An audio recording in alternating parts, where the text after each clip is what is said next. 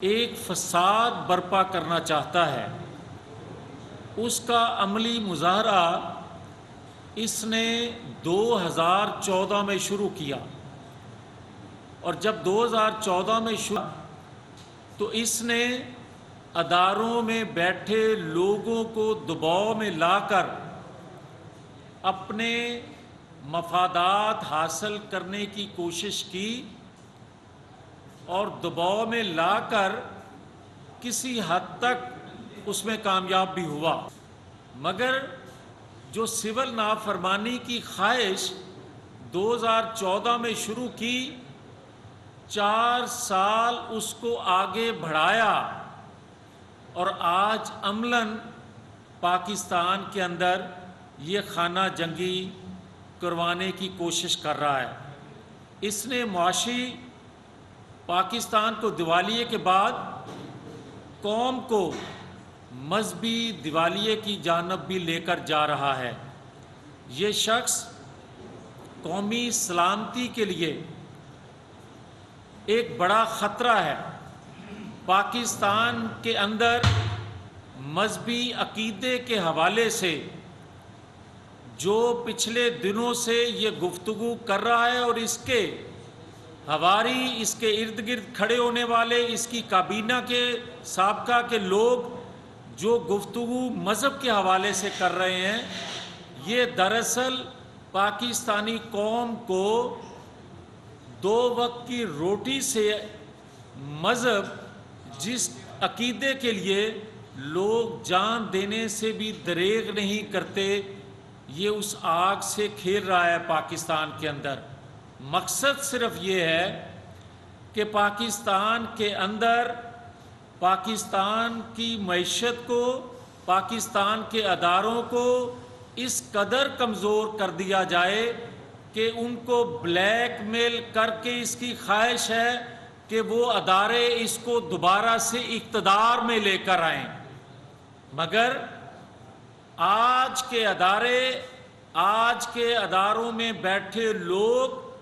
آئینی حدود میں رہ کر کام کرنے کا تہیہ کر چکے ہیں، اور اگر یہ شخص اتنا طاقتور ہے کہ پاکستان کا تشخص برباد کر دے، اور پاکستان کا تشخص برباد ہوتے ادارے دیکھتے رہیں، تو کیا اس ریاست کے بارے میں دنیا کیا رائے بنائے گی، جبکہ ایٹمی قوت پاکستان کا امیج تشخص برباد کرنے کی اجازت نہیں دی جا سکتی؟ اور جو شخص پاکستان کے لیے اندرونی اور بیرونی چیلنجز میں اضافہ کرنے کا باعث بنا ہو، وہ پاکستان کا خیر خواہ کیسے ہو سکتا ہے؟ اور آج بھی اس میں مزید اضافہ کرنے کا سبب بن رہا ہے۔ اور اگر یہ کسی سے یہ بات کہے کہ ادارے الیکشن کروائیں، ہم الیکشن سے بھاگنے والے لوگ نہیں ہیں، ہم صبح الیکشن کروانا چاہتے ہیں، مگر جو 2018 سے اب تک الیکشن رولز میں جو ترمیم کر چکے ہو، آؤ بیٹھو 1 گھنٹے میں وہ واپس لیتے ہیں، اور ہمارے ساتھ بیٹھ کر، تاکہ الیکشن کے نتیجے میں تم انگلی نہ اٹھا سکو کہ یہ الیکشن بھی میں نہیں مانتا، یا کوئی جماعت کہے نتائج کو دیکھتے ہوئے کہ میں ان الیکشن کو نہیں۔ یہ پاکستان متحمل نہیں ہے اب کہ الیکشن بار بار ہوں، بار اس کے نتائج پر عدم اعتماد کا اظہار کیا جائے۔ ہاں، ایک بات ضرور ہے،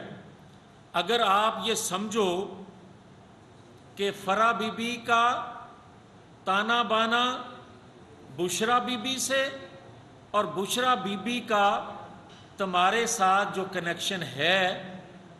اس کی انویسٹیگیشن رک جائے تو یہ نہیں ہو سکتا۔ اور اگر جو اداروں کے متعلق کہتے ہو، جو پاکستان کے دفاع کے متعلق کہتے ہو، جو نیوکلیر پروگرام غیر محفوظ ہاتھوں میں کہنے کا ذکر بار بار کرتے ہو، یاد رکھو اس قوم نے اپنے پیٹ پر پتھر باندھ کر اس ایٹمی پروگرام کو پایا تکمیل تک پہنچایا، اور جنہوں نے ایٹمی تجربہ 5 فون کال سننے کے بعد بھی کر کے دکھایا، آج یہ ایٹمی پروگرام انہی کے ہاتھوں میں ہے،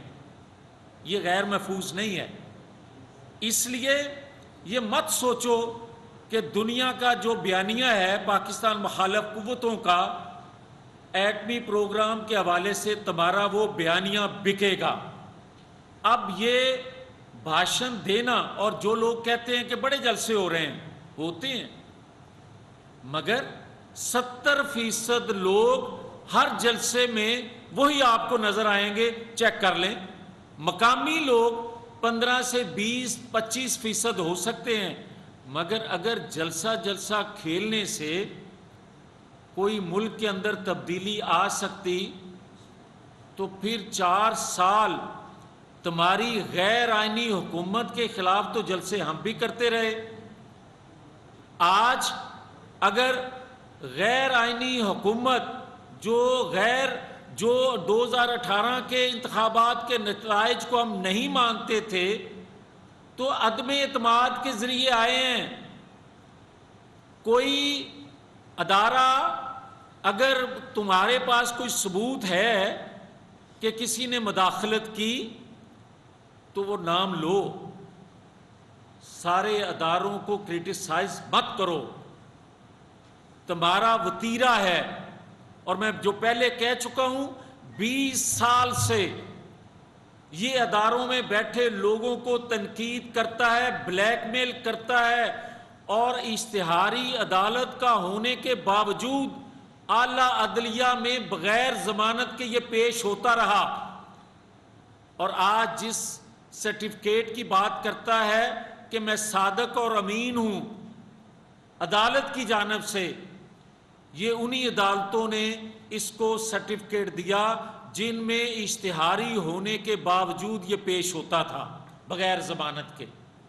تو صادق اور امین صرف پیغمبر ہو سکتے ہیں، صادق اور امین کوئی شخص نہیں ہو سکتا، کوئی انسان نہیں ہو سکتا۔ انسان غلطیوں کا پتلا ہے۔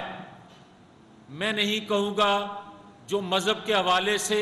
تمہارے ارد گرد بیٹھے لوگ باتیں تمہارے متعلق منسوب کر کے کر رہے ہیں، اور جو تو چاہتا ہے پاکستان کے اندر، جو سری لنکا سے پاکستان کو ملانے کی کوشش تو کر رہا ہے پچھلے 4-6 سالوں سے،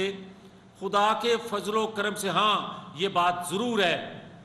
کہ 4 سال کی کارکردگی تمہاری،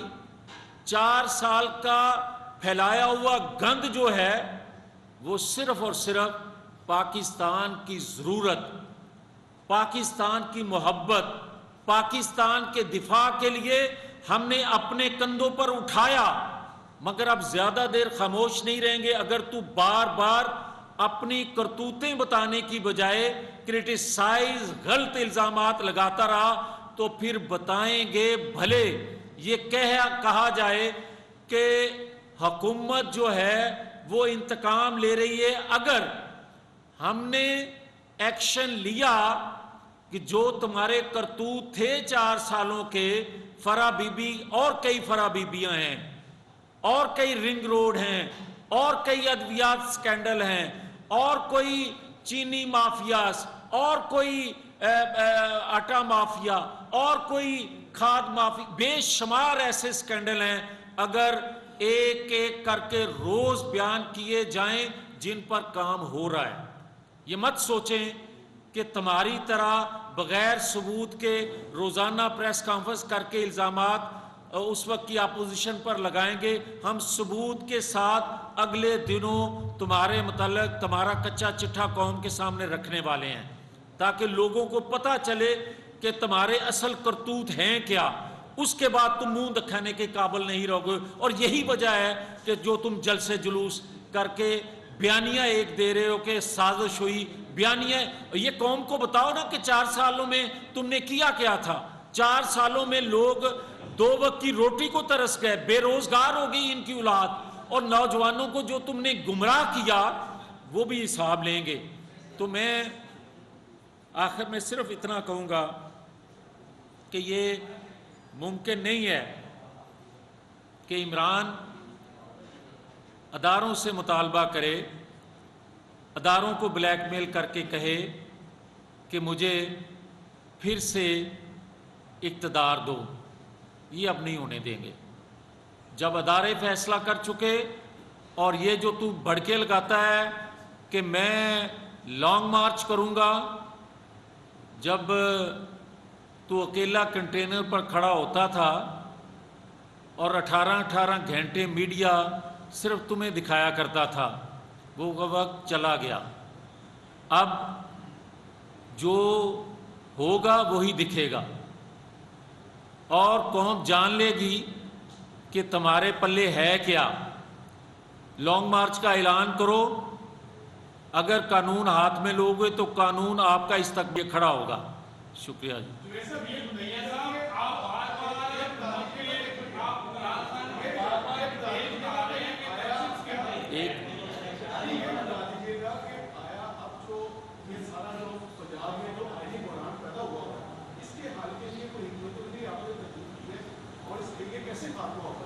دیکھیں, میں یہی تو عرض کر رہا ہوں کہ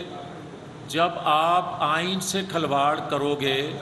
جب آپ روایات کو توڑو گے, جب آپ اس سے بھی دل نہیں بھرے گا, تو آپ لوگوں کے مذہبی جذبات عقیدے سے جو کھیلو گے. یہ تسلسل ہے ڈپٹی اسپیکر قومی اسمبلی سے شروع ہونے والا پنجاب اسمبلی تک آیا, اور پنجاب اسمبلی میں اس کو چنا گیا, ان 2 لوگوں کا انتخاب کیا گیا, جس ایک کے متعلق کہتا تھا کہ یہ پنجاب کا ڈاکو ہے, اس کا انتخاب کیا, اور دوسرے اس شخص کا انتخاب کیا جس بندے نے آج تک کونسلر کا الیکشن بھی نہیں لڑا, نہ جیتا, نہ اس کو روایات, آئینی روایات, پارلیمانی روایات کا علم ہے, نہ بلد ہے ان چیزوں سے. مگر یہ ذہن میں رکھیں, فساد کی بجائے حکمت سے کام لے رہے ہیں تاکہ ملک کے اندر فساد پیدا نہ ہو سکے, کوئی آئینی بحران پیدا نہ ہے نہ ہونے دیں گے.